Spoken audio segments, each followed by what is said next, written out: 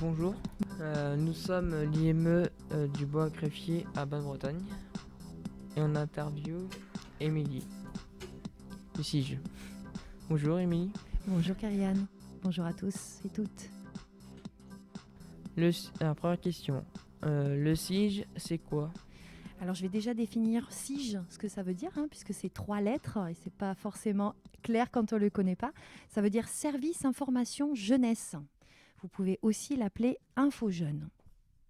Donc c'est avant tout un espace d'écoute, un lieu de permanence qui existe sur Bain-de-Bretagne. Qui va exister également en test, en expérimentation, comme on dit, sur les temps de vacances scolaires à Crevin, à la médiathèque Jeux de mots le mardi, et aussi au Grand Fougeray le vendredi après-midi. Et puis, du coup, il y a des permanences, comme je le dis, mais je peux aussi aller au contact des jeunes et des familles et des partenaires, jusque dans la commune où il y a besoin que je me déplace. Après, je me permets, parce que j'ai dit que c'était un lieu de permanence, c'est un espace d'écoute, mais c'est aussi un centre de documentation. Vous pouvez y trouver de l'information qui émane du réseau de l'information jeunesse sur toutes les thématiques et tous les questionnements liés à la jeunesse. La jeunesse, c'est un public, pour ma part, qui va de 12 à 30 ans. Comme je l'ai dit tout à l'heure également, je reçois les familles et les partenaires qui ont besoin d'informations. Donc le centre de ressources sur les questionnements de jeunes, notamment en partant de l'orientation scolaire, jusqu'à des questions liées à comment se loger, quelles aides du coup j'ai droit. Si je veux monter un projet, eh bien, je peux vous recevoir et on peut le monter ensemble, quitte à peut-être aussi financer une partie de vos besoins pour ce projet.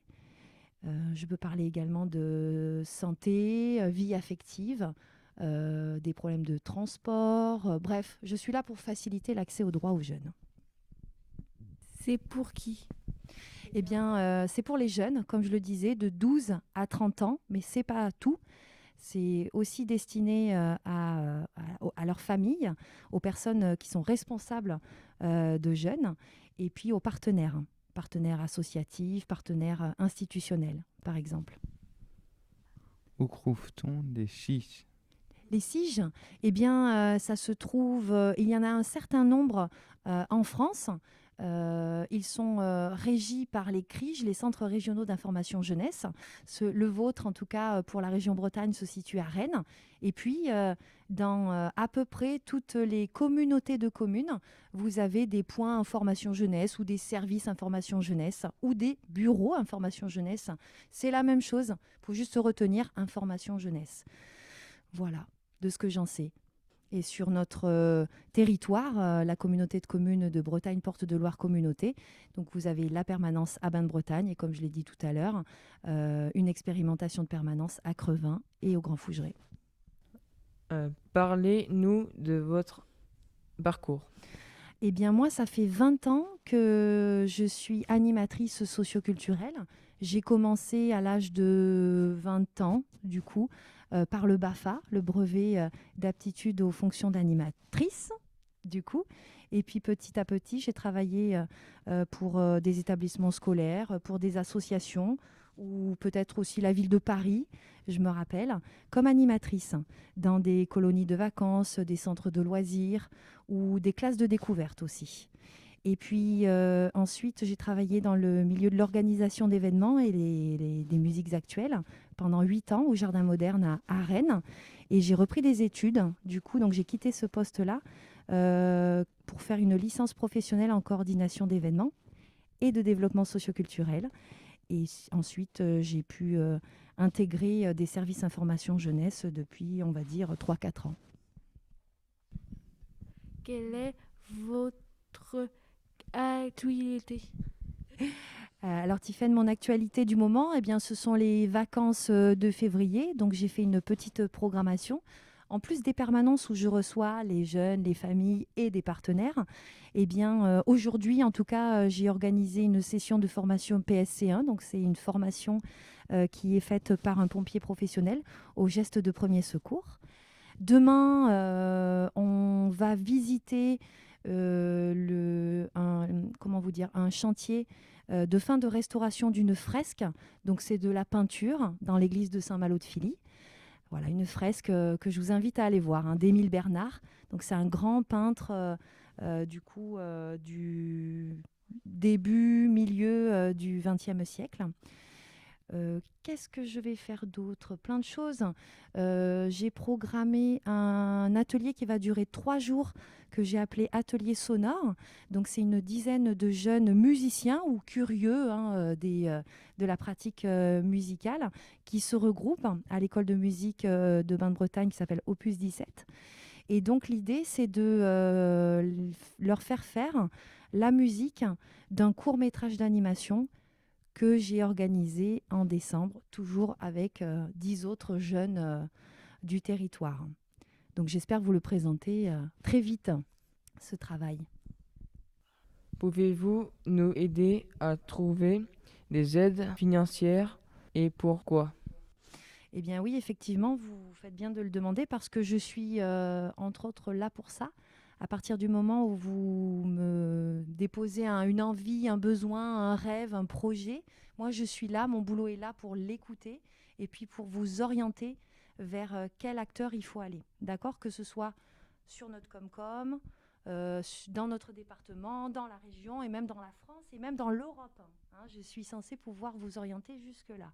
Et puis effectivement, moi j'ai des petites enveloppes, des petits coups de pouce financiers selon les projets que vous souhaitez développer. Tout à l'heure, j'ai parlé du BAFA. Si vous souhaitez passer votre BAFA dès que vous aurez 18 ans, eh bien, il est possible de venir me voir pour qu'on en discute. Si vous avez envie de vous avez envie de faire bouger les choses, il y a un projet qui vous tient à cœur, que vous soyez seul ou en collectif de jeunes, je peux être là aussi pour vous apporter une aide financière. Donc ces aides vont en gros pour le BAFA ou le BAFD. BAFD, c'est le stade au-dessus du BAFA, c'est pour être directeur ou directrice d'un séjour de vacances, par exemple. Eh bien, ça peut aller jusqu'à 300 €. Pour le BAFA, jusqu'à 200 €. Et pour les projets, ça peut aller jusqu'à 400 €. Pouvez-vous nous aider à trouver des activités, des séjours? Oui, eh bien, je suis également là pour ça. Alors, je ne vous promets pas que l'on trouve à chaque fois la bonne information, en tout cas, moi, je puisse être déterminante complètement dans votre besoin et dans votre envie. Mais en tout cas, mon boulot, c'est de vous orienter sur les acteurs associatifs, institutionnels, pour vous aider. D'accord ? Et donc là, c'était pour les activités. Mon travail aussi, c'est de regrouper les propositions qui sont faites par, comme je le disais, les associations, par exemple, type la programmation des animateurs jeunesse, la programmation des associations sportives, la programmation des acteurs culturels. Eh bien, je suis là pour la regrouper, la centraliser et la diffuser à mes partenaires, donc avec les gens avec qui je travaille.